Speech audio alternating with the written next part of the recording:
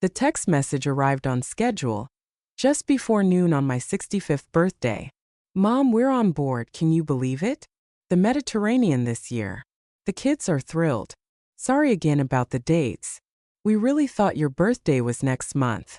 Getting old, haha. Love you.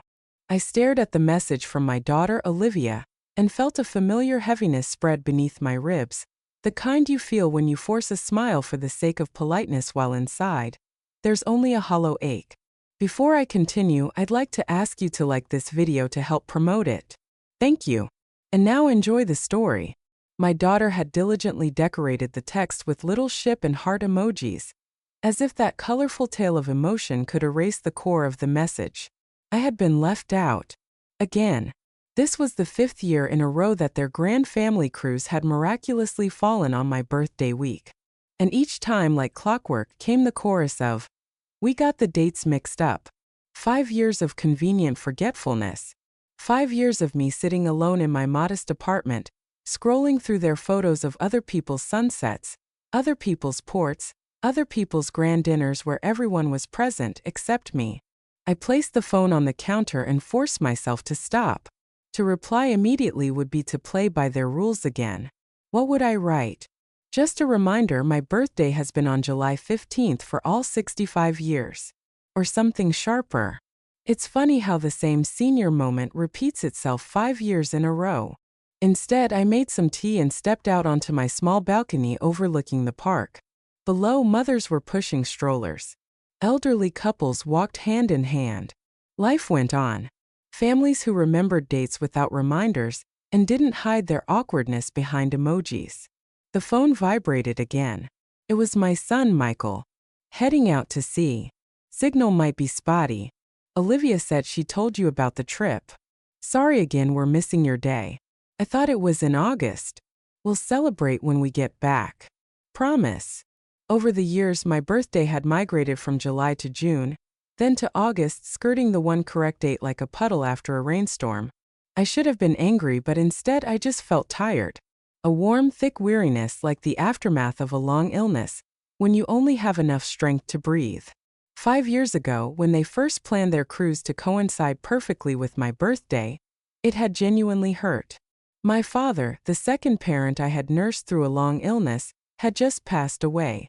I thought the newfound emptiness in my schedule would finally make room for my children and grandchildren, for Sunday dinners, for short visits, for a small celebration, even without an orchestra. Instead, I received cheerful calls about their upcoming family trip, the one to which I had simply been forgotten.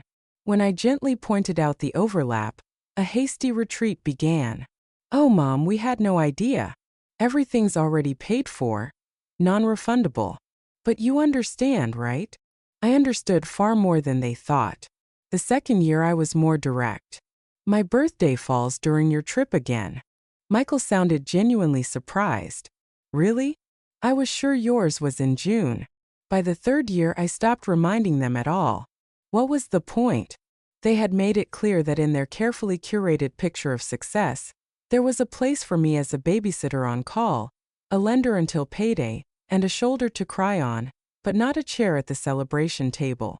I sipped my tea and watched a young woman below photographing her husband with their child on his shoulders. I wondered if she knew what it was like 20 years from now to read, "Mom, we got the dates mixed up," and to understand that it wasn't the date they had mixed up but you. The phone rang. It wasn't Olivia or Michael. They were already beyond the reach of awkward conversations. It was Pauline, my lawyer. "Happy birthday, Vera," she said when I answered. "At least someone remembers," I replied, trying to keep the sarcasm from sounding too harsh. "How could I forget?" Pauline said softly, "Today, we formally execute the will of Mr. Henderson. Are you ready? It's a big day." A year had passed since my Uncle Jean's funeral. He was the black sheep of our family. He lived simply, though he could have afforded much more. He loved people and gatherings, not things, and he never fit into our family's cult of achievement. He was the only one who visited me regularly during those endless years of caring for my parents, the only one who saw what a 15-year vigil does to a woman, The days and nights, the pills and diapers, the groans in the dark. My husband couldn't handle it. He left. I didn't sign up to be in second place, he'd said. My children had drifted away into their own lives. But Uncle Gene would come every Thursday with pastries from the local bakery, sit in my kitchen and say, "Play something lively for me, Vera." I would play Chopin for him while the tea grew cold, and for a little while life felt a bit warmer. "I'm ready," I said now to Pauline. "The papers are all signed, the transfer went through. We've maintained the secrecy. We'll meet at 2 o'clock at the property," Pauline confirmed. "Vera, I think he would be proud of how you've lived this past year." We said our goodbyes, and I looked around my small apartment, the one I moved into after selling the family home to pay for my parents' medical care. For 15 years I had been someone else's support system with no schedule of my own. The music school I had once dreamed of was put on hold. And in that on-hold time, my marriage dissolved and my relationships with my children faded. I never complained. I thought love was presence, care, substituting your own desires for others. But standing in my empty kitchen on my birthday, looking at a feed of other people's photos on my phone, I suddenly heard his old phrase clearly in my mind. "Sacrifice without limits isn't noble, Vera. It's just a way to disappear." I opened the social media app and, of course, I saw them. All of them. Olivia with her husband Dennis and their teenagers, Michael with his wife Natalie and their 3 children, even my other son, Robert, with his new wife. A happy deck, champagne and plastic flutes. The caption: "The perfect family vacation. Everyone is here." I closed the app, texted Pauline, "I'll be there at 2 p.m. sharp. Ready for a new chapter," and started packing a bag. A couple of dresses, documents, a cosmetic bag. The rest could wait. The drive along the coast felt as if it were laid out just for me. Familiar turns between the hills, a strip of the Atlantic on my right, sunbeams dancing on the water like beads. Under other circumstances I would have stopped, gotten out, breathed it all in.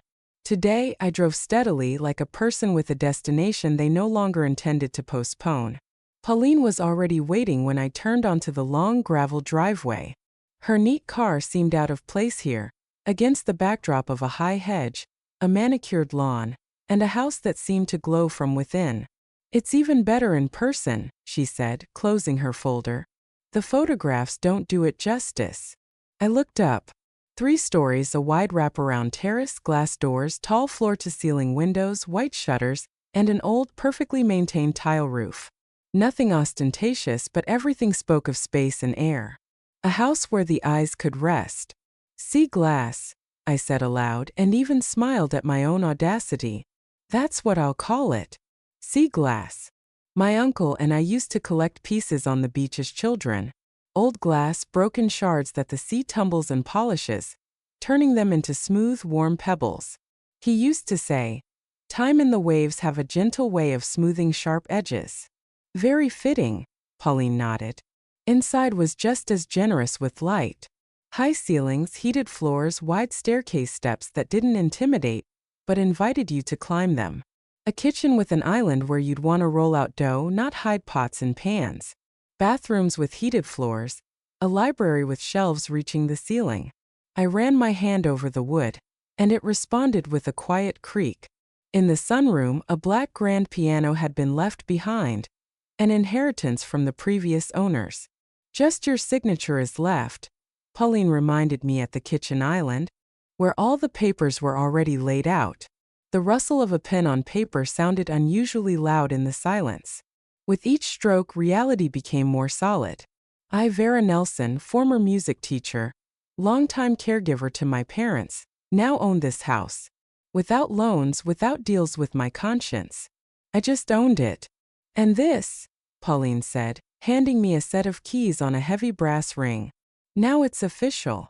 The keys were like jewelry, weighty, with a noble patina that can't be bought. I squeezed them, and the metal warmed quickly in my palm, as if it had always belonged there. "There's one more thing," Pauline added, pulling a sealed envelope with my name on it from her folder. I recognized his handwriting immediately. Flowing letters with small trembling tails like a light sea breeze. Mr. Henderson instructed me to give this to you today, along with the house documents. I'll leave you to it. I need to make a call. I was left alone in the large kitchen, and suddenly felt that I didn't want to read the letter at a table. I found a spot by the panoramic window, a corner sofa that looked out onto a small private beach beyond a thicket of bushes. I sat down, ran my nail along the edge of the envelope, and breathing slowly like one does before going on stage, I opened it. My dear Vera, the letter began. If you are reading this, it means a year has passed, and you are sitting in your own home. Yes, your own. Not a family dacha. Not a shared responsibility for everyone, but a place that belongs only to you. For too long, I have watched you give yourself away to those who take it for granted. Your parents were worthy of your care, but 15 years is a lifetime within a lifetime. The man who could have been by your side couldn't handle it, which means he wasn't the one to whom you should have given your best years. Your children. Well, they took your quiet strength from you but never learned to give back. This house is what I wanted to give you before. Freedom. Freedom from other people's expectations. Freedom to find out who Vera is when she isn't measuring herself by her usefulness to others. I stopped because the lines were blurring.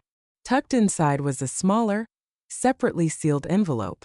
Inside is another gift, the letter continued. I've been saving it ever since a young woman played Chopin for me, and whispered that she dreamed of teaching music to children who couldn't afford it. It's time to bring that dream back to where it belongs, into your life. I pressed the letter to my chest. The paper smelled dry and slightly sweet like old books. Outside, the waves rustled quietly. The house was empty and very calm. And I suddenly realized that I felt no resentment, no self-pity. Only gratitude and a trembling sense of how much more could be accomplished if I just stopped apologizing for what I wanted. Pauline tactfully stayed away. I carefully took the smaller envelope, ran my thumb along the edge, and the paper gave way. Inside was a faded newspaper clipping from almost 40 years ago, a small, enthusiastic paragraph about my student recital. An amazing musical sensitivity and a promising path not only as a performer but also as a teacher. Attached to the clipping with a paperclip was a statement for an account I never knew existed. Neat deposits year after year, as patient as my uncle himself. The final balance made my eyes water. A sum that would be enough not just for a piano and a stool, but for a real school. A foundation started on the day I played Chopin for him and whispered about my dream. In the margin, in his familiar handwriting, "It's never too late. Reclaim your dream." A lump formed in my throat. Too many different feelings rose in me at once. Bitterness for the years lived later. Gratitude that someone had believed in me all these years. A quiet anger at my former self who had so skillfully agreed to be convenient. And an unexpected, almost childlike joy like the first snow when everything around suddenly seems possible. Is everything all right? Pauline appeared on the terrace, as if the sound of the waves had called her at just the right moment. She stopped in the doorway, not intruding. "I don't know," I said honestly, looking at the sea. "But I think it will be." She nodded, gathered her papers into her briefcase, and after saying goodbye, left me alone in a house that didn't yet smell of my linens, my jam, or my books, but that already listened to my breathing, as if waiting for me to tell it where to put the armchair and where the morning light should fall. I walked through the rooms as if through a museum of my future life. The sunroom with the grand piano was begging for a large instrument, and next to it, on a stand, a class schedule could appear. The guest bedrooms for the first time seemed not like a place for everyone all at once, but for those who would truly want to be with me, not just in a house with a view. The kitchen, with its island, was asking for the smell of homemade baking. I went up to the top floor and entered a room that faced west.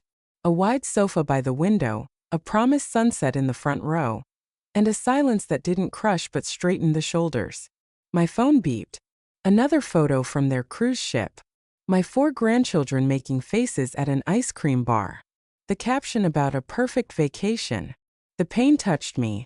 As always, a tight knot somewhere under my breastbone. But immediately another response arose, new, steady.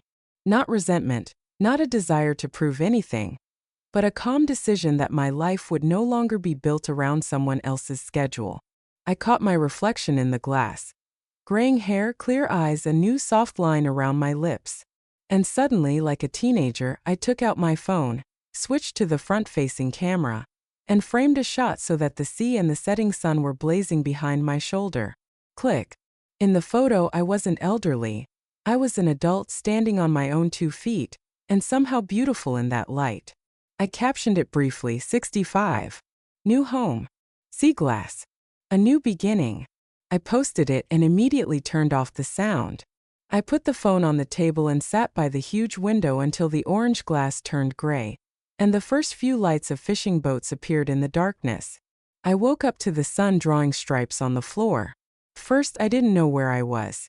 Then I remembered and reached for my phone with simple curiosity, wondering if anyone had noticed my laconic post. The screen exploded with numbers. 97 missed calls, over 40 voicemails, 100 messages. The timeline told its own story. First, astonishment. Mom, whose house is this? Then, cautious alarm. Are you staying with someone? Then an ultimatum. Call back immediately. And finally, after midnight, panic. Mom, this isn't funny anymore. We're trying to have a vacation. Get in touch. The most recent one had come 20 minutes ago from Olivia. We're getting off at the next port. Booking return tickets. Tell us what's going on with the house. I put the phone back down. They weren't worried about me. They were worried that something important had happened without them and might now pass them by. After having breakfast on the terrace, coffee, a piece of toast with butter and honey, warm air, seagulls, I decided that of all the urgent matters, the most urgent right now was to get to know my property. Over 3 acres of old garden sloping down to a small private beach. A path wound through the bushes. On the sand, seashells and rare pieces of real sea glass. Smooth, matte, in shades of green and milky blue. Flower beds where someone had once carefully drawn lines had blurred slightly over the season, which only made them more alive, just as I like it. Not a perfect picture, but one that breathes. At the far end of the property was a small cottage I hadn't even noticed yesterday. The same light-colored shutters, the same siding, just on a toy-like scale. Through the window I could see it was empty. Light fell spaciously on the floor. Along the walls were sturdy shelves, on which I already mentally arranged sheet music, student notebooks, and boxes of pencils. A studio, I said quietly. The phone rang. Dennis on the screen. I hesitated, then answered. Hello, Dennis. Vera, thank God. We've been going out of our minds here. We can't reach you. How are you? I was sleeping, I replied calmly. It's a big house, a lot to take in. I was tired. Oh, right, I understand. His tone shifted from concern to businesslike, the way real estate agents do when they're calculating square footage in their head. They say you're right on the water. How big is the lot? What's the condition of the facade? This is a prime location. They're going for. Olivia is with you? I interrupted gently. Please tell her everything is fine. There's no need to buy tickets. I don't need anything. Wait. He got back to the main point. Where did the house come from, Vera? We're family. We need to understand the situation. Is it an inheritance? Or one of those shared ownership deals? I remember you had that uncle who passed away. The house is mine, Dennis, I said evenly, without any extra words. Period. A silence hung on the line. The kind of silence when a person is shifting from one role to another, desperately searching for the next argument. We're just worried. He switched to a softer tone. You're all alone. A large property is a big responsibility. Let's get together tonight and figure out the best way to structure it, where to invest. Insurance, taxes. I can help. No need. I've already arranged everything with Pauline. These are my affairs. Goodbye. I ended the call and then turned off all notifications. Let them wait. For the first time in my life, they would wait for me. The next 3 days passed quietly and brightly, as if the constant hum of other people's expectations had been removed from the air. I called a moving company. My modest belongings fit into 2 vans and a few boxes, and as the movers carefully brought in the books and dishes, I walked behind them, mentally listening to where the tea would live, and where the bag of flour, which throw would go with the armchair by the window, and which lamp would ask to be in the library. In the mornings, I would go down to the water by a narrow path, collecting sea glass in my palm green, milky blue, amber-colored smooth pieces. I would put them in a crystal vase on the living room table, and each time I would marvel at how much patience in the waves can change things, if you just let them be. On the fourth day, the inevitable arrived, with the sound of tires on gravel and the slamming of doors. From the terrace I saw them. 2 cars, a rental and a taxi. Suitcases on wheels and people accustomed to commanding an entrance. Olivia with Dennis, Michael with Natalie.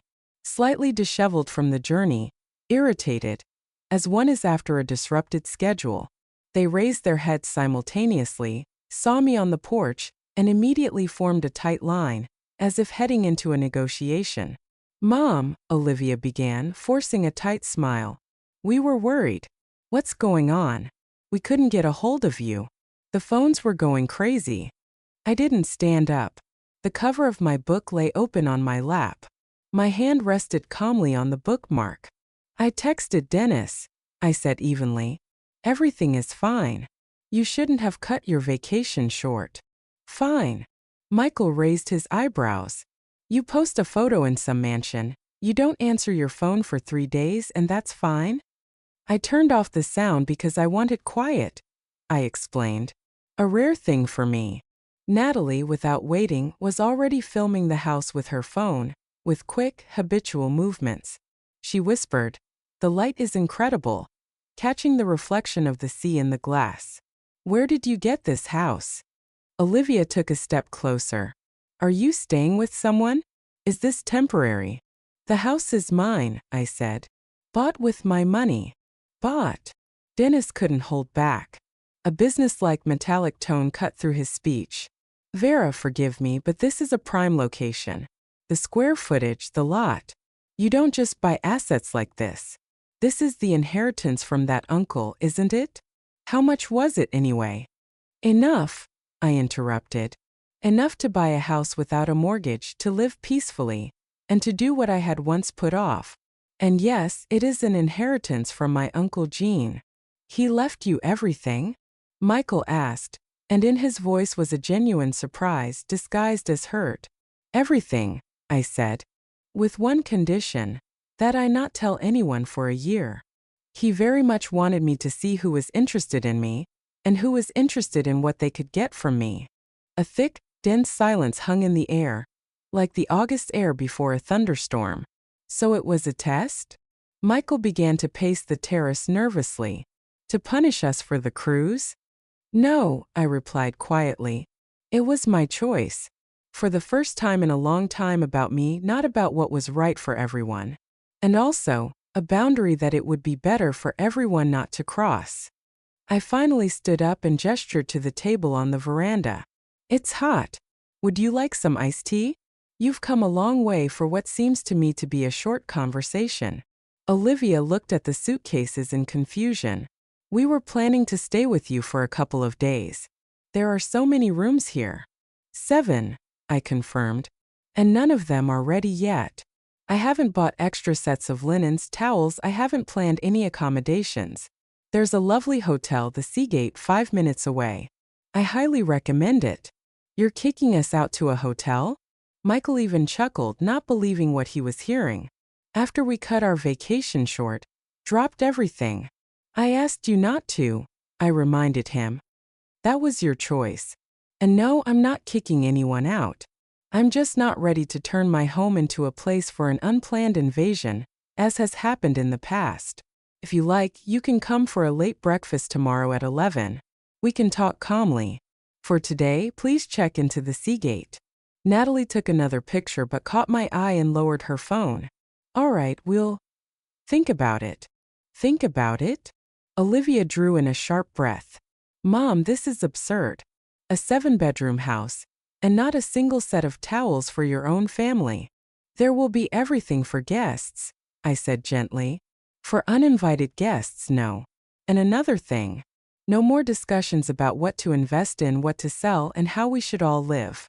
This is my property, my decisions, and my responsibility. We will only talk about how we are to be with each other from now on. It doesn't work like that, Michael muttered. It's still family money. Uncle was part of our family. He was my uncle, I corrected him. And he left what was his to me. Not to the family, not to our generations, not to everyone for everything. To me. So that I would finally stop disappearing. The words sounded calm without pathos, but I heard how they hit someone else's habits. Their gazes hardened, their movements became sharper. All right. Dennis was the first to compose himself, putting on a smile. We'll sort it all out. So here's the plan. We'll go to the Seagate now, and we'll be here tomorrow at 11. But Vera, at least listen to an offer on the property. I know people who. I'm not selling, Dennis, I said and tilted my head slightly towards the door. Not now, not later. He paused for a second, as if hoping I would soften at the last minute. Never say never. The market is for tomorrow. I finished for him and opened the door wider. At 11 they came down the steps, almost in formation.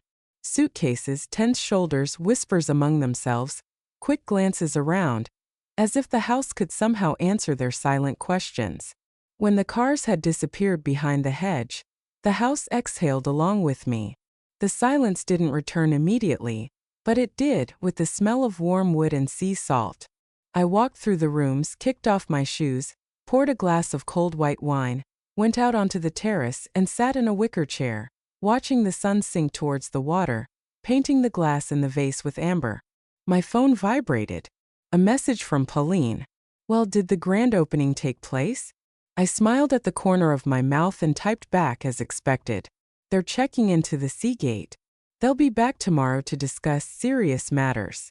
The reply came almost instantly. Remember, you don't owe anyone anything.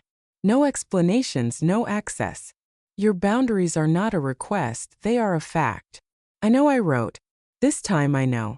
I leaned back in my chair and for a second the old reflexes surged forward. Make up the beds, cook a large pot of soup for everyone, plan breakfast for my. I caught the movement and stopped it. Almost physically. No. Tonight my house remains quiet. Tomorrow at 11, the door will open for a conversation that I will lead on my own terms. In the darkening glass my reflection appeared, calm, tired, and stubborn. I raised my glass to myself. To see glass, I whispered. To the sharp edges being polished by kindness. And to tomorrow. In the distance, tires crunched on the gravel again. Not mine. The night was approaching from the sea, quickly and softly like a shawl. And I suddenly realized that my old life had ended not with a scandal or with tears. It had ended because for the first time I had chosen not what was convenient for others but what was right for me. Tomorrow at 11 they would walk in, dressed up, prepared, with their folders and their plans. And I would meet them in my home, and I would not yield a single inch. They arrived at 10:45, 15 minutes early, as Olivia knows how to do, sincerely believing that arriving early means taking control of the situation before the conversation even begins. I was ready. On the veranda table were linen napkins. In a vase, wildflowers freshly cut from by the gate. Next to them a light meal. A warm quiche with onions and cheese, a bowl of sweet peaches and grapes. A basket of rolls from the local bakery. The coffee was waiting in a thermos, and I was just finishing an article in the local newspaper when I heard the familiar crunch of tires on the gravel. "You're early," I said with a friendly tone, as they came up onto the veranda. "Coffee's hot. Who wants some?" Their clothes were also chosen for the conversation. Olivia in a severe blouse and perfectly pressed trousers. Michael in business casual. Dennis in his signature closing the deal outfit. Natalie in a light dress, clearly ready for some successful photos but restrained.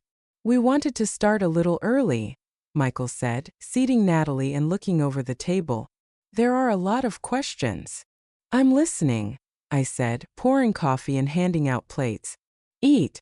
The journey is tiring." Olivia took transparent files out of her folder, opened them carefully, and I saw spreadsheets, printouts, neat lists with markers. Of course, they had spent the evening not at the Seagate, but in a small conference room among themselves. First, she began solemnly, we want to establish the main point. Legally, our uncles will does indeed distribute everything in your favor, and it's pointless to argue with that. How generous of you to acknowledge the force of law. I couldn't resist and smiled at the corner of my mouth. Olivia ignored it and went on. But ethically, this is family money. Uncle Gene had no children of his own. He was part of our family, that is, on my father's side. In general, it's right to consider everything as a family resource. We have prepared a project on how this can be structured. You retain lifetime residency in the house and a comfortable standard of living, and a portion of the funds is allocated to the grandchildren for their education. And another portion goes into a general family capital, managed, let's say, by Michael and me jointly. Do I understand correctly, I interrupted gently, that you have already distributed what does not belong to you? Michael leaned forward. Mom, that's not the point. He switched to a confidential tone. The point is proper management. Taxes, planning, investments, this is a responsibility. You're a teacher. You're simply not obligated to understand all this. I'm not obligated, I nodded. But I know how to learn. This past year I have been studying taxes, financial instruments, estate planning. And I have the same team of consultants that my uncle worked with. But we could help, Dennis chimed in. I, for example, would look at the house. It's a concentrated asset risk. You liquidate a part, you diversify. I am not liquidating anything, I said calmly. The house is mine. I am not going to sell it. Natalie, who had been silently twirling her cup, finally spoke. But surely we can find a way for everyone to be happy, she said placatingly. Holidays, summer with the children. There are so many bedrooms here, the sea. It's the perfect place for everyone. I didn't buy it for everyone, I replied. I bought it for myself. And yes, I want to see my grandchildren, but visits will be planned in advance and by invitation. This is my home, not a free-for-all summer house. The word invitation landed on the table like a do not enter without knocking sign. The coffee in the cups trembled slightly. So, Olivia closed her folder, pursing her lips. You're leaving everything as it is. What about the grandchildren? We were just thinking of suggesting educational accounts. A certain amount each year for their education. That's fair. It's already done, I said. Each of the 5 has a dedicated trust fund. Their education will be fully covered. This threw them off. For a second, a look of relief flashed in Michael's eyes, and confusion in Olivia's. The script apparently had involved some bargaining. Good, Michael breathed. And changing his tone, he tried a different approach. Then let's at least discuss how you see the family dynamic. There are a lot of us after all. Traditions, holidays, guests. The family dynamic is about respecting boundaries, I replied. Without accidentally mixing up dates. Without we're already on board. Holidays? Yes, but as is convenient for me. And again by invitation. For a minute, everyone was silent. You could hear the seagulls crying over the water and a lizard rustling somewhere in the garden. Mom, Olivia, it seemed for the first time in the conversation, looked directly at my face and not at her papers. This isn't like you. I confused love with self-abnegation for a long time, I replied. Not anymore. She looked away. Dennis looked at his watch. This gesture of his always meant that he was mentally already on the next deal. We don't want to fight, Michael said, resigned. We're tired. The journey, the nerves. Let's take a break. We'll think you too. We'll come back to the conversation later. Reasonable, I agreed. The Seagate has good breakfasts. If you decide to stay until tomorrow, I recommend the pancakes. They stood up almost simultaneously. Awkward hugs, polite nods, a promise to call. At the door, Olivia lingered. Mom. Her voice was quieter than usual. Are you happy here? Not scared, alone. The question was finally about me, not about the house or the money. I paused and told the truth. I'm just learning this word. Happy. And for the first time in many years, I'm not scared. Olivia nodded briefly, as if she understood more than she was willing to admit, and walked to the car. When the door closed behind them, the house seemed to rock slightly with the silence, like a boat freed from excess cargo. I cleared the cups, put the leftover quiche in the refrigerator, put fresh water in the vase, and suddenly felt something strange. Not victory, not bitterness, but a steady confidence. The conversation had ended not where they had planned, but where I needed it to. New messages flashed on my phone. A couple of predictable ones. We need to discuss this further. Call me when you have time. And one unexpected one from a number I knew by heart but rarely saw. Grandma, is it true you have a house by the sea? Dad is mad, but it sounds like a fairy tale. Can I come visit sometime? Emma.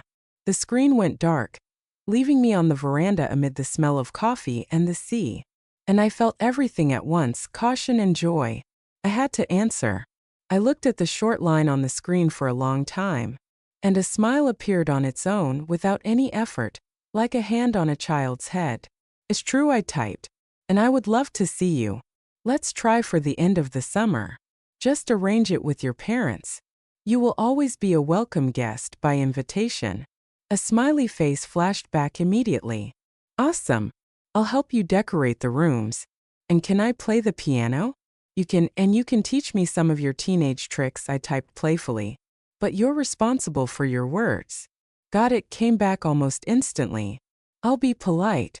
Almost. I laughed and suddenly felt something in the house respond, not with an echo of emptiness, but with a soft domestic sound. As if in the sea glass, a thread of living connection had finally unfurled. Not from obligation but from love. The next morning, I went to the nearby town on errands I didn't have, as I called it to myself. On the main street were neat houses with tiled roofs. The shop windows were inviting. A bookstore with armchairs by the window, a pottery shop where the enamel on the ladles had tiny chips, which made them even more charming, and a bakery where the smell of fresh bread stopped me at the door. Behind the counter was a sturdy woman my age, with quick hands and a bright gaze. "You're new here," she said, as she was wrapping a still warm loaf of bread. "We know everyone by face here." Seaglass. Nelson. I introduced myself. Vera. Ah, that house. I'm Gail, she nodded. Welcome. It's a shame it was empty for so long. It needs people for the lights to be on. Here's a cookie for the road. And stop by if you get bored. You know, half the town discusses half their lives here. Thank you. I was flustered by this simple generosity. I'll pay you back with some jam sometime. We don't take jam as payment. Gail waved her hand.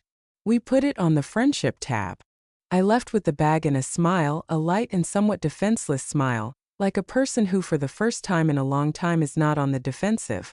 Further down the street, there was a notice on the door of the community center. Piano teacher needed for after-school children's groups. Inquire with the administrator.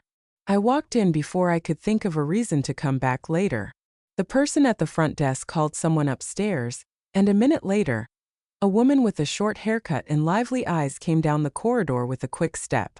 I'm Irene, she introduced herself, the center's director. Are you here about the ad? I'm here about life, I replied and held out my hand. Vera Nelson. 40 years of teaching behind me. And if it matters, a great desire to teach music to those who can't afford it. We talked for 10 minutes about the 15 children who were currently enrolled and who had exactly 0 teachers since September, about how the center paid little but it did pay, about the schedule, the instruments, about a stubborn girl who came every day because she had nowhere else to play. At some point I interrupted myself. Let's leave the payment for those who critically need it.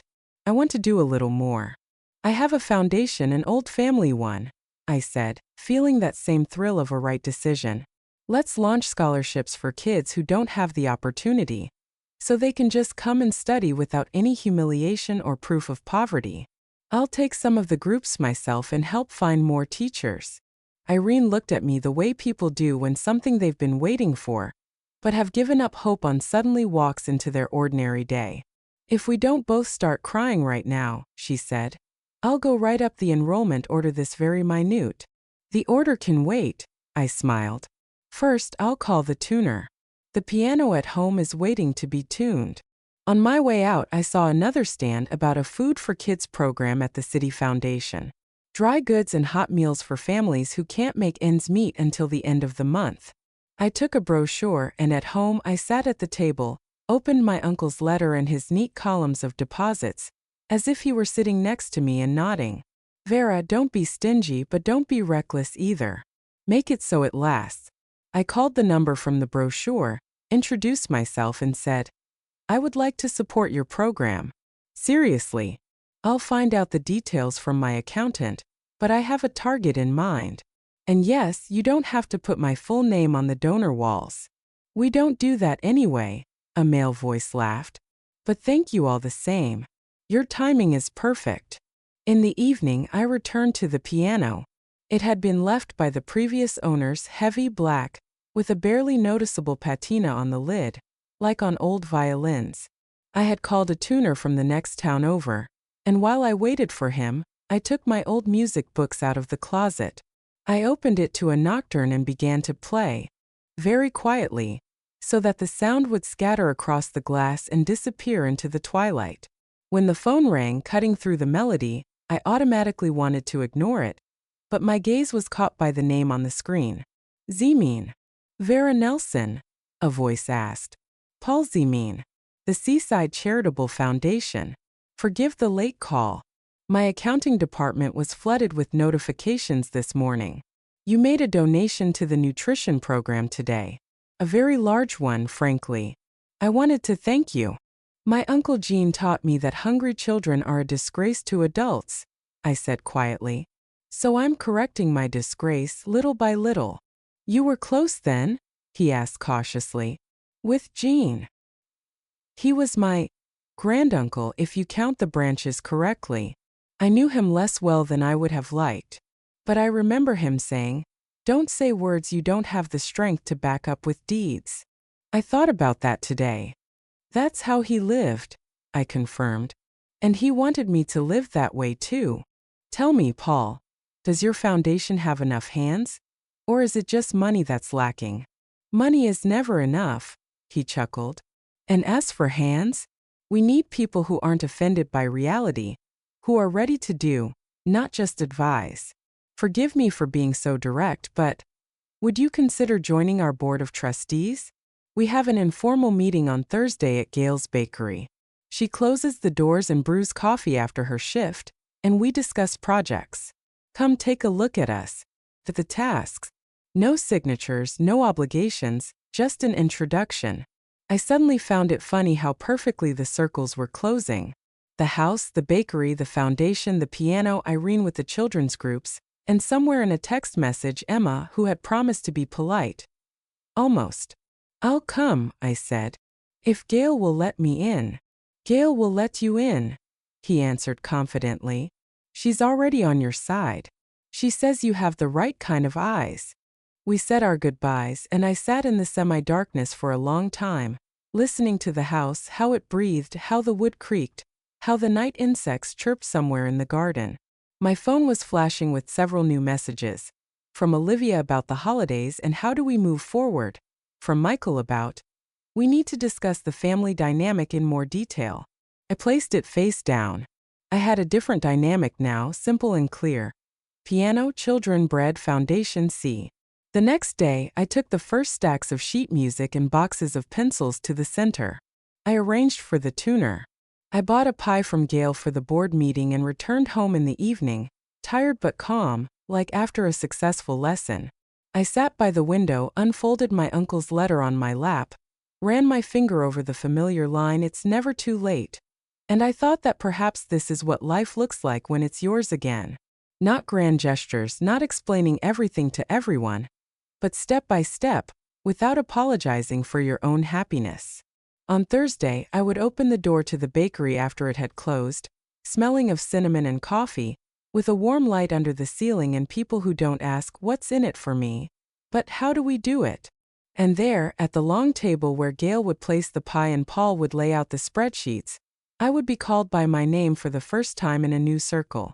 I didn't know yet what exactly they would ask me to do right now, what I would have to agree to or refuse, and whose message would flash at the most inconvenient moment. But I knew one thing. This time I would enter like music on my own part in my own time, and I would not give up a single half beat to anyone. On a Saturday morning, I was sorting through a stack of notebooks in the studio cottage, dividing the future groups by level, figuring out which kids would need more music by ear and which would need strict scales with a metronome, when I heard a steady, confident roar from the main house. I looked out the window and immediately recognized it by the gleam of the hood and the neat lines of the roof. It was my ex-husband, Roman. The silver Mercedes stopped at the terrace as if the road, the gravel, and the very air were accustomed to parting before its decisions. Roman got out unhurriedly, as if onto a familiar stage, looked at the hydrangeas, ran his fingers over a leaf, as if checking to see if the house was dusting off on his suit. "Magnificent place," he said as I came up onto the porch. "Roman, I wasn't expecting you," I replied, without any reproach or invitation. "What brings you here?" He nodded towards the swing on the veranda. "Can I sit?" "For a bit." We sat on opposite ends, leaving a polite distance between us. It always speaks more accurately than words about what people have become to each other. Once we sat shoulder to shoulder, now like acquaintances with a lot in common in the past and almost nothing in the present. "Olivia and Michael are worried," he began. "Angry and worried, to be more precise. The house, the money, the silence. They're at a loss." "I see," I said, and poured us both a glass of water. "It's just strange that the worrying started not on my birthday, but at the sight of a photo of a house." He looked away. A movement for a fraction of a second, but I noticed it. "At some point, they decided that the inheritance was a family affair," he said cautiously. "I told them, the law is not a tactile thing. You can't touch it, but it's hard to get around. But they needed to understand what was happening. You're not letting them in." "I listened to silence instead of congratulations for 5 years," I replied calmly. "Now I listen to the sea.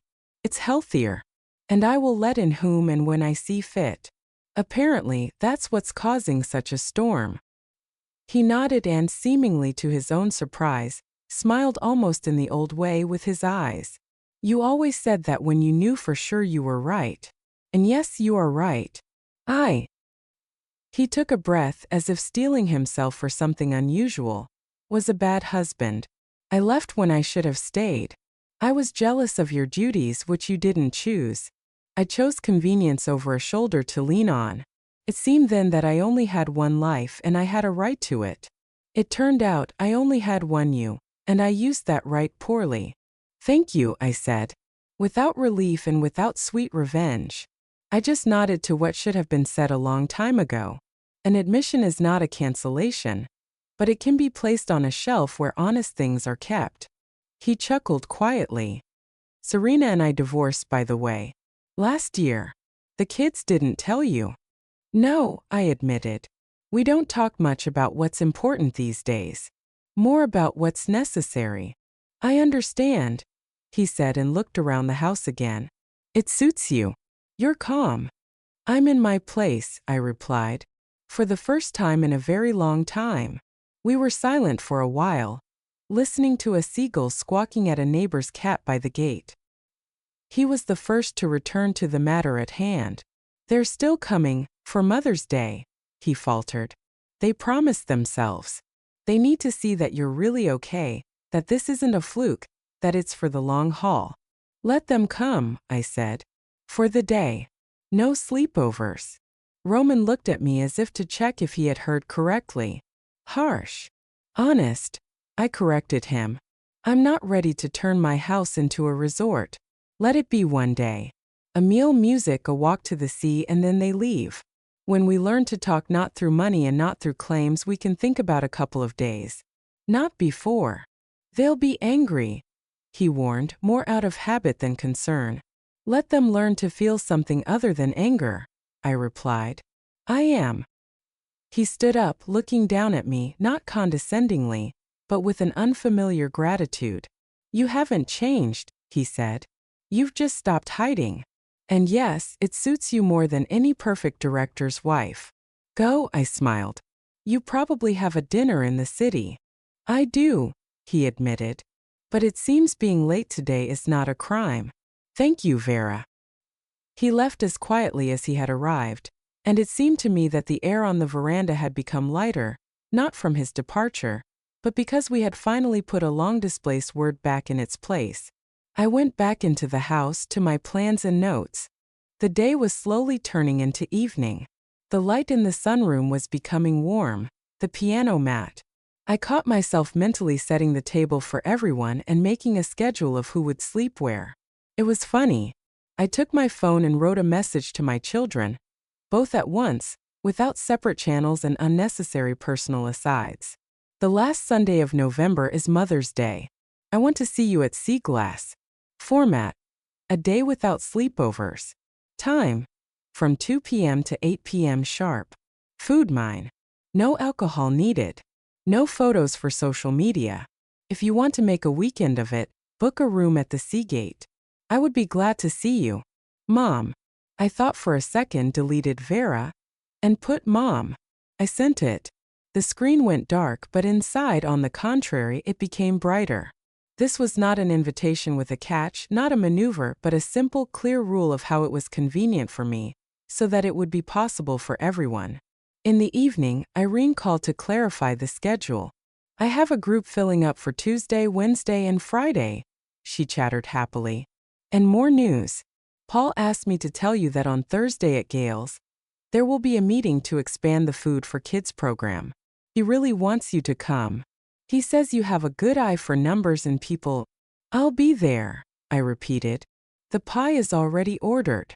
You're like a gift to us, Irene said, and then suddenly added, hey, you hang in there, okay? The whole town is whispering about the house, but that's none of our business. Our business is to make sure the kids have music and dinner, for those whose homes are a little empty. I'm hanging in there, I said. And thank you. Night came quickly. In November it gets dark fast. I closed the shutters on the lower floor, went upstairs and stood by the window in the room that faces west. The waves were coming in and in and in. Below, 2 late fishermen's lights flickered. I thought about how easily we women put off conversations about ourselves for a better time, and how it then turns out that the times don't get better if you don't schedule them. In the morning, I wrote a list for Mother's Day, of a frugal, unostentatious generosity. Fish soup, a salad with roasted beets, pies from Gale, tea, juice, a little homemade jam for dessert. Simple white dishes, unscented candles. Music quiet for the background, not a concert. And a gratitude bowl, with slips of paper and a crystal vase. Let everyone write down what they are grateful for. Not in general, but specifically. My fingers were drawn to the piano. I played a few lines of a nocturne, stopped, went back to the list, and changed 2 p.m. to 3 p.m. Let everyone have a relaxed journey. I checked the cash for Gale, arranged for the tuner to come tomorrow. The instrument had to be in perfect tune for the holiday. My phone beeped. A reply from Olivia. Understood. We'll fly in. I'll book the Seagate. Send the menu in advance. Dennis is allergic to shellfish. Immediately after, from Michael. We'll be there. Time is okay. No photos for social media. I respect that. I'll pay for the fruit and pastries. Tell me the amount. I smiled, a short, grateful smile, without the old habit of immediately reaching for my wallet and covering everything myself. And then, as is often the case, another screen lit up. Natalie, a call. I closed my eyes for a second as before a difficult piece. Inhale, exhale. I answered. Vera, hi, she said too cheerfully. I wanted to discuss a small detail. I have a work idea for a photo shoot of a family day, in a beautiful interior. Nothing personal, all very aesthetic. It would really benefit all of us. I looked at the prepared list, at the word no underlined twice, and I suddenly understood very clearly. This was the moment they would test how much my rules were about me, and not about making an impression. Natalie, I said calmly, we can talk about this when we meet. But I'll tell you right now, no. There was a silence on the other end, in which I could literally hear the wind changing at sea. Why? She asked softly, but with the same effort you use to move heavy furniture. Because this is my home and my holiday. Not a content platform, I said. We can take family photos for an album, but not for the public. I see, she said, but her I see sounded more like, I'll remember this. We said our goodbyes. I put the phone on the table, listened to the house to its calm yes, that's right, and went out onto the terrace.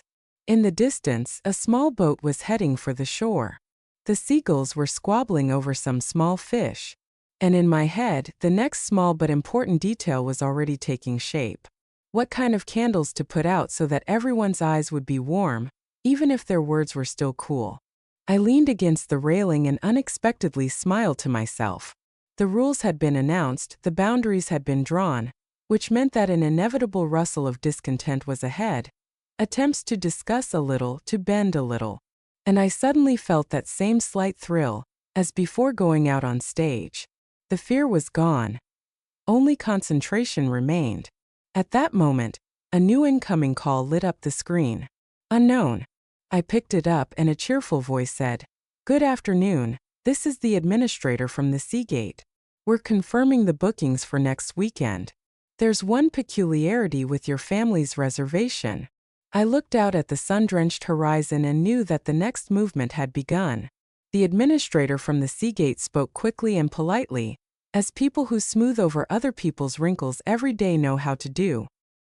He confirmed the check-in time, the number of rooms, and then at the very end, as if in passing, he asked if I would mind if one of the guests had requested the contact information of a local photographer. A beautiful picture of a family celebration. A view of the sea, the golden hour. You understand. I understood. And I smiled into the phone with a voice that closes doors gently but firmly. I am not letting any strangers into my house, I said. And please, if there are any more such requests, politely advise them to take personal photos in their rooms or on the promenade. The holiday is a private one, not a photo shoot. Of course, the administrator replied with relief. I'll make a note of it.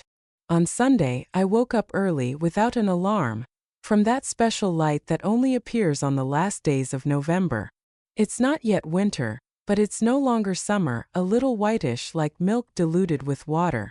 In the kitchen since 6, the fish soup had been simmering quietly. Next to it, pies from Gale were cooling. A pile of rosy turnovers with cabbage teased with their aroma. The beets in the oven were caramelizing, surrendering softly. And I was setting out simple white dishes and placing a crystal vase, the gratitude bowl, on the edge of the table, with a neat stack of cards and thin pens that were pleasant to hold. The piano was already breathing evenly.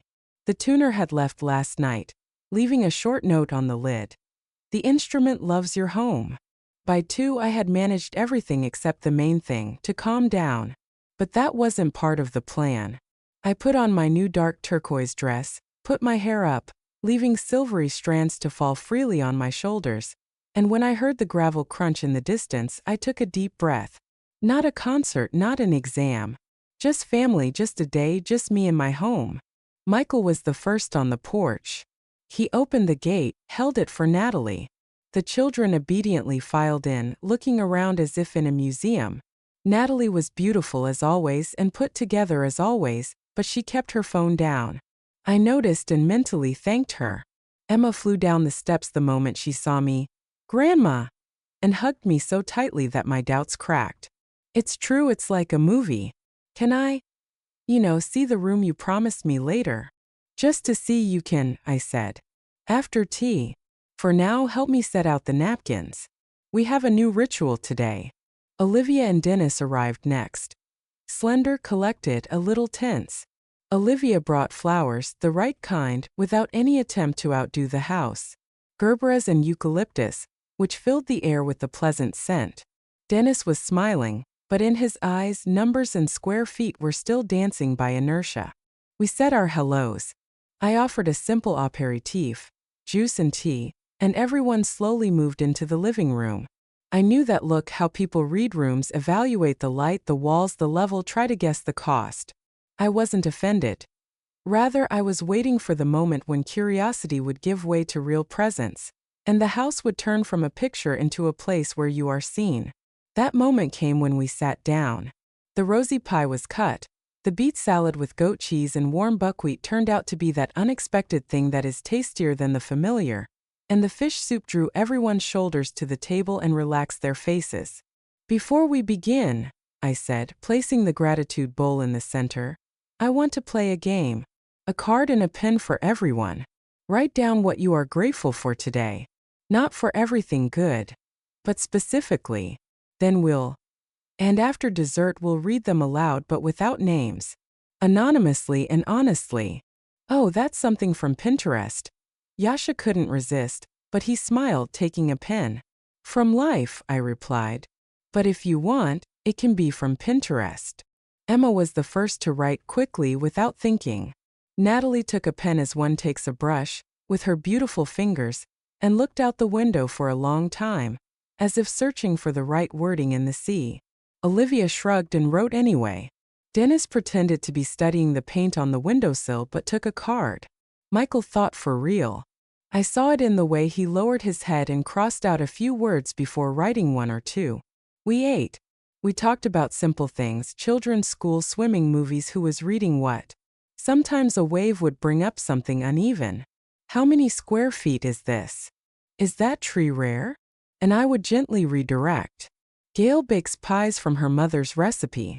We're starting a piano group at the center. And the conversation would flow smoothly on the water again. Every time a shadow of old habits fell on the table, Emma would catch my eye and give me a small thumbs up from under her napkin, like the conductor of a silent orchestra. For dessert, I put out the cherry jam, thick, from the jars I had made in my old life, when it seemed that sweetness could be preserved for later. And I moved that same vase closer to me. Well, shall we? I took out the first card and read. I am grateful that the sea makes all my smart arguments fall silent. I smiled. Beautiful. That's Yasha. Dennis immediately gave away his nephew. But Yasha bowed mockingly and didn't argue. The next card. For the fish soup like my grandmother's in childhood, and for the fact that the house smells of real bread, not an air freshener. Natalie blushed and then said, That's mine, and waved her hand, as if she were embarrassed for having said something inappropriate for a business conversation. For the piano that remembers music, I read, and for the fact that I was allowed to play in the evening. I smiled at Emma and she, without hiding it, burst with joy. For boundaries. They are unpleasant like new shoes, but then they are comfortable to walk in if you find the right size. Here everyone exchanged glances and Olivia, who had been stubbornly staring at her fork, suddenly looked up. Mine, she admitted, almost in a whisper. We read on. Funny and simple, precise and embarrassing, until only the last one was left in the vase.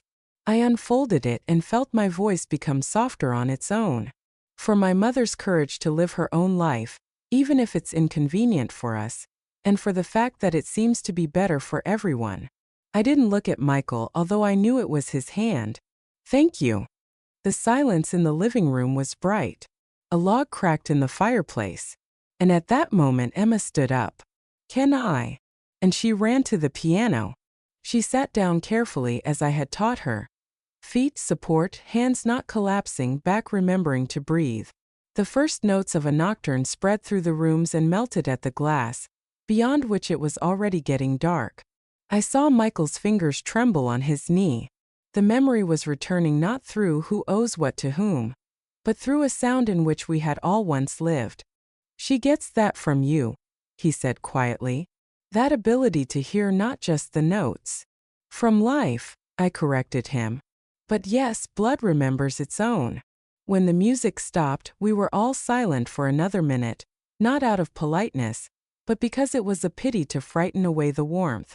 Then we began to clear the table.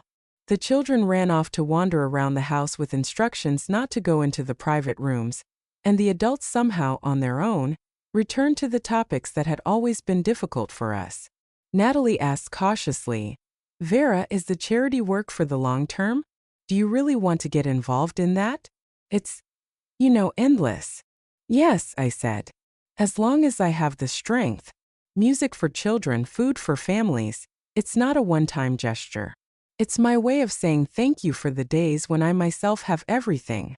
We Olivia sighed, getting ready to leave. Michael and I were talking yesterday. I understand I was cruel when I called it family money. I think it was panic in me. I'm sorry. She looked up at me, not looking away. I'm really trying to understand how we can be now. To be is to come when you're called, I said.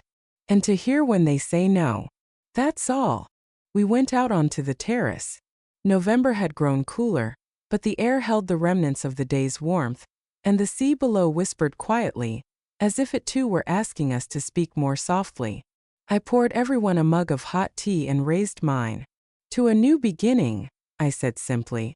Without loud promises and without old resentments. We all know how to learn. Let's learn each other. To new beginnings, Michael echoed. And it wasn't a thank you for the meal, but an honest, clumsy but much-needed attempt to face us, not the houses and the plans. They left at 8 as had been agreed. The hugs were a little awkward, the promise to call cautious, but I no longer saw in their eyes that hunger that measures everything through mine and yours. The living room was left with the warmth of their breath. In the vase the folded cards. On the piano lid the prints of children's hands. I wiped the wood with a damp cloth, and these traces also became part of the house. In the silence my phone beeped briefly. I picked it up mechanically, ready for another "let's discuss it later." But on the screen was, "Grandma, Dad said yes, I can come to you for a weekend in December, we just need to confirm the dates." "Can I?" "Emma." I sat on the edge of the sofa, pressed the phone to my chest and laughed. Quietly, as you laugh when you hear the right note in a familiar melody.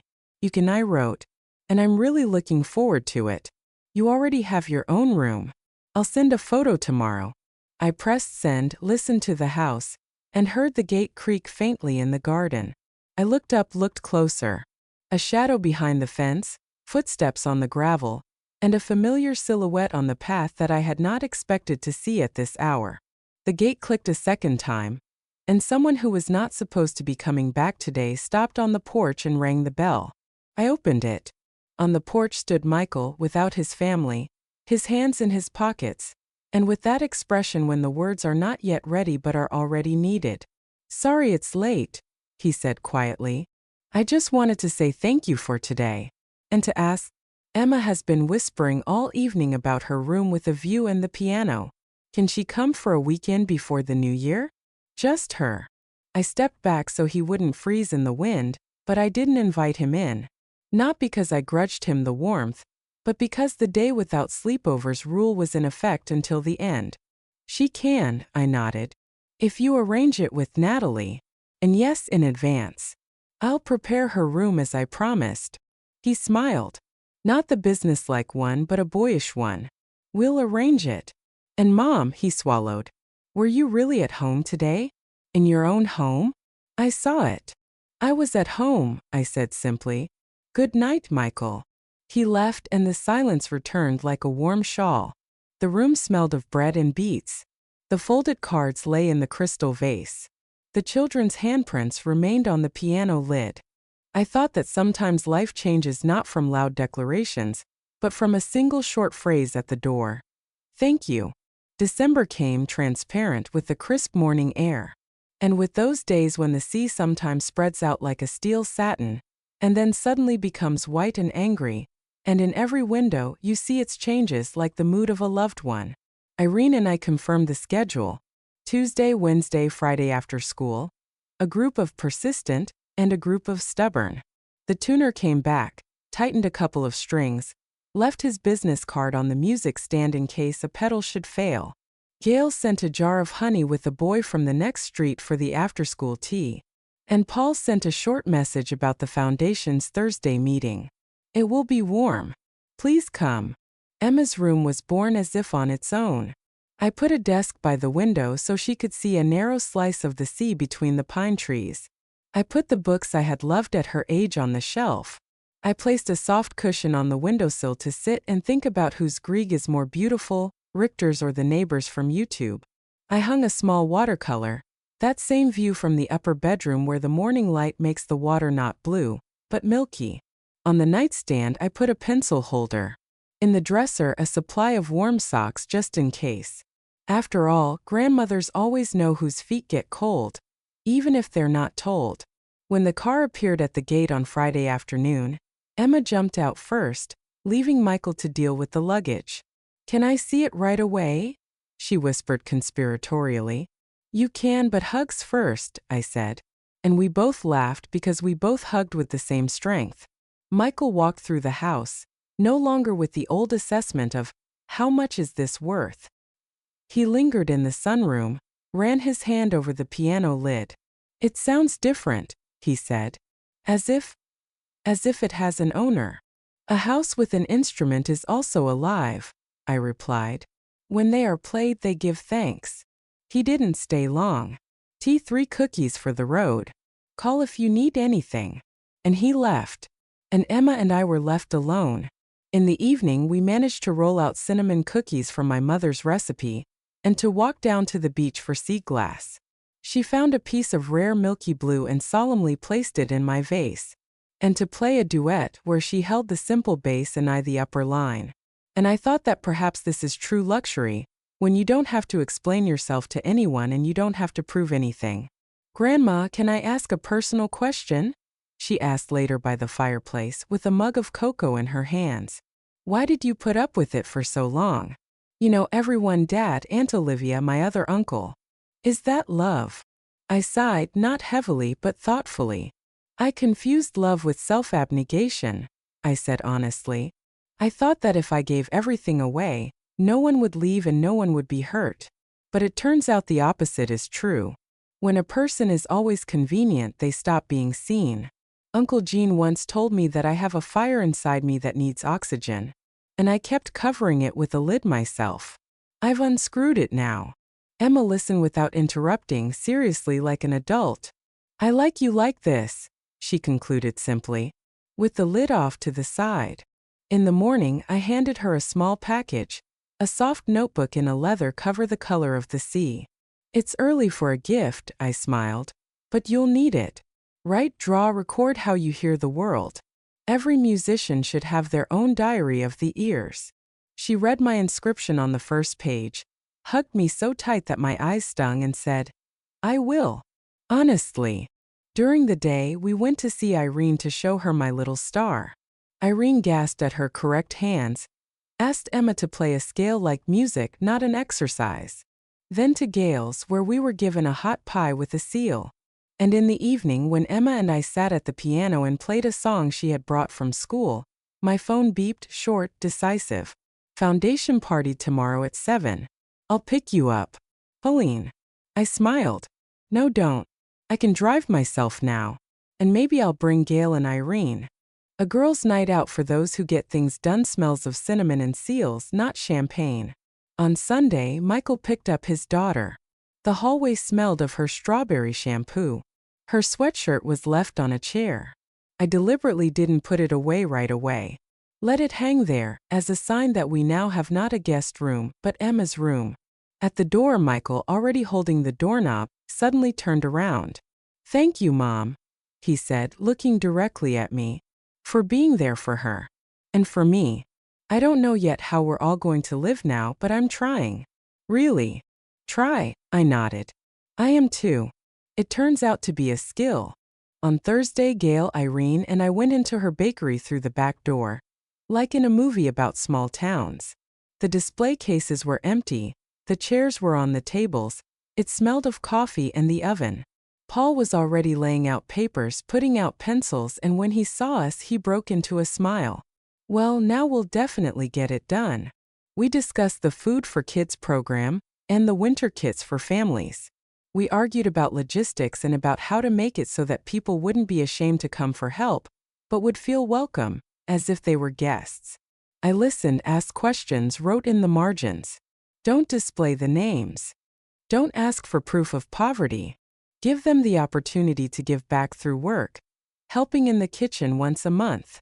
At some point, Paul looked at me as if I were a breath of fresh air. "And you'll be on our board?" "Definitely," he said. "Because you're not about stories, you're about action." "I agree," I replied. "If it's without any loud headlines. Let it be simple.